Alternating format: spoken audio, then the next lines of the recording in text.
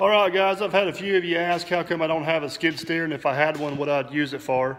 And basically, I've got this John Deere 110, and that's what I use in place of a skid steer. So I'm gonna give you a little bit of an overview of what I like about this tractor, what I don't like about it, and why I have this instead of a skid steer. So stay tuned.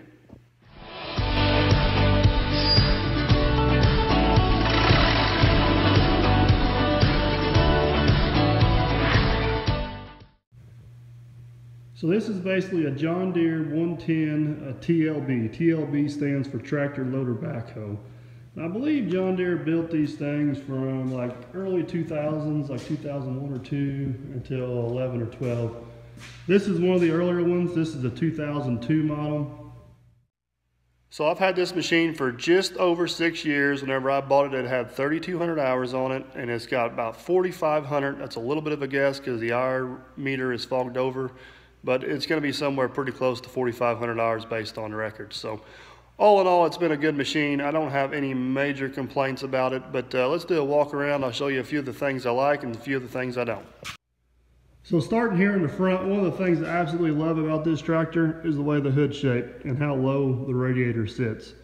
It's one of the few tractors you can sit on and have, I feel, the best visibility over the front, and that is really handy, especially whenever you got the pallet forks on. You can see the tips of your forks really easy. You don't have to lean forward in the seat. It's just a real nice sight line over the front of the tractor.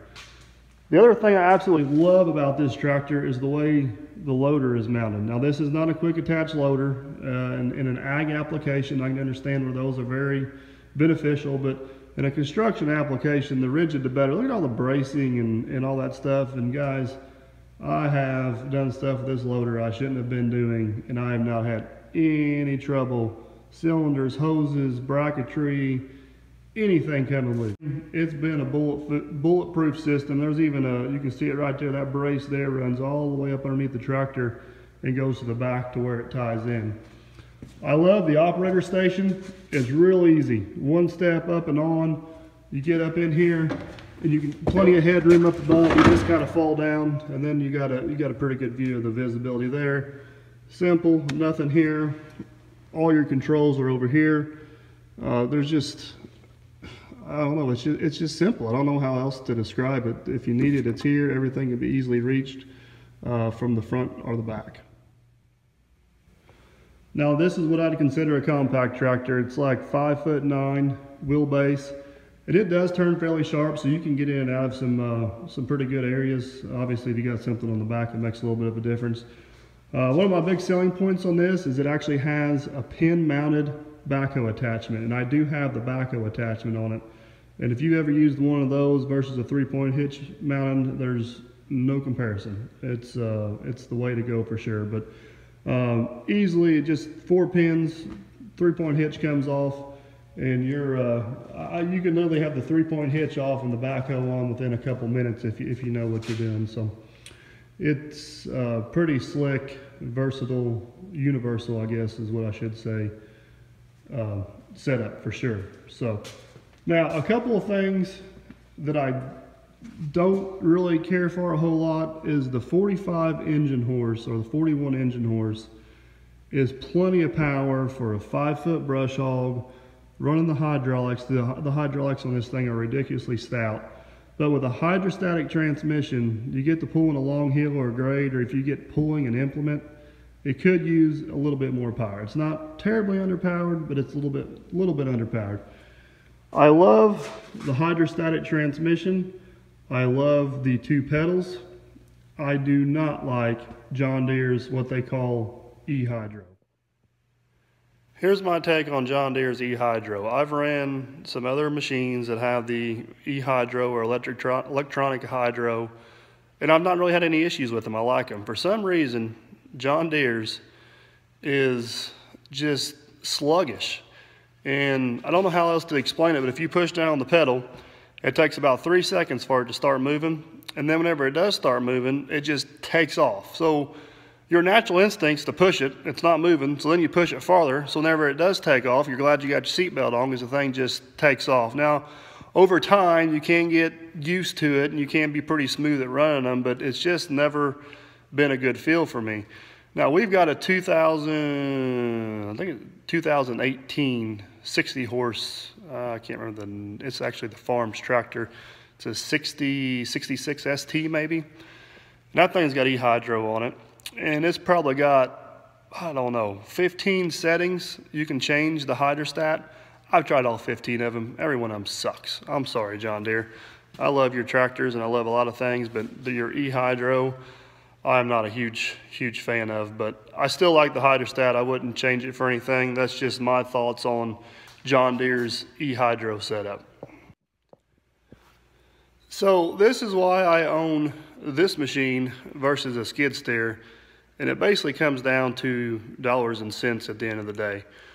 Whenever I bought this, and we still are today, we were doing a lot of new home construction, and basically we did everything from the excavating to the finish work. And so I wanted a machine that after the heavy lifting was done, the basement was dug, the big piles of rock were busted out, final grade was roughed in. I wanted a machine that I could drop off and leave there, and that one machine could cover a whole lot of bases, from moving pallets around to possibly digging in downspout drains or digging in foundation drain over the hill, packing the stone around, just running the power rake. Now I completely understand that a skid steer would also do a bunch of these things. The other thing is we do a lot of work in some finished yards sometimes, and especially if it's dry, I can get this thing in and out of a finished yard a whole lot easier than I can get a skid steer in and out there and have less mess to clean up behind me. Now if it's wet, it's probably about a wash, because if I had a skid steer, it would definitely be a track style machine. One other advantage over this thing is it's got almost an 18-mile-an-hour road gear, and we live on a 500-acre farm, and my office is 6 miles from here. So it is nice to be able to get on this thing and drive it around and go do different things, not have to always trailer it all the time. Now, the main reason why I probably own this versus a skid steer is the attachments. This thing has a skid steer front attach, but a 3-point hitch. And I've got probably 30 3-point hitch attachments, including 2 different power rakes, brush hogs, ditchers, augers, all just keep going on and on. So if I bought a skid steer, I was gonna have to replace or get all new attachments, because 2/3 of what I had wouldn't work no more, and I don't use them enough to justify them. It's not stuff I use every day. So it's nice to be able to put them on here. Also, the farm here, the family farm, there's a bunch of attachments on the farm that if it's something random I need, for example, the post-hoe digger, I may use it 3 times a year. I can go down there and get the farm's post-hoe digger, use it, put it back, we're done. I ain't gotta go buy a special one to go on my skid steer. But with all that being said, and we are starting to do more and more finish work for our finish grading and kind of trying to get away from the dozer a little bit, I'm leaning towards looking at possibly getting a skid steer. I don't know if it'll replace this machine, but I can definitely see the advantages over this from a skid steer, but this has always got me by, so what's the point of spending money? I guess it's kind of like the Frank in the Digging OK with backhoe versus mini. I'm pretty sure he knows in some situations a mini would be better. There's other situations a backhoe would be better, but he can always get by with what he's got.